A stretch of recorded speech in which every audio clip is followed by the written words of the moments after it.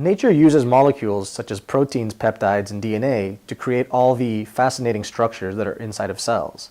What my research does is to take these components and try to use the rules that nature has developed, but to build new nanomaterials.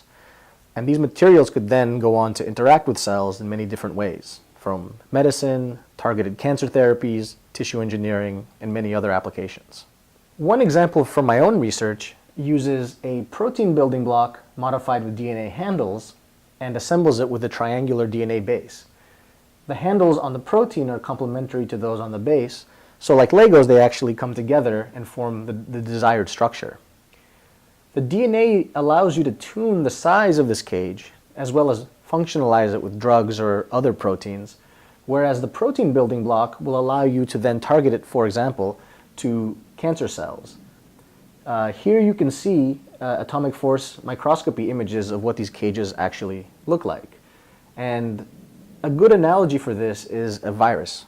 We're trying to make things that mimic viruses, closed cages with protein components that are tunable in shape and size, that can bind to a cancer cell and deliver a drug or some other payload. In 2015, I came to ASU to the Center for Molecular Design and Biomimetics, led by Professor Hao Yan, as well as the School of Molecular Sciences.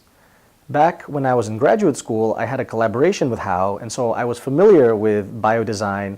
But then when I came in 2015, I realized that really both the center and the School of Molecular Sciences provided the perfect fertile ground for me to get my research program up and running. So I love the excitement of discovering new things, and I love working with such a diversity of people, from my colleagues to the students I interact with, to people from different departments. Every day is a new adventure. Every day there's something more to learn, and you really never know what's around the next corner.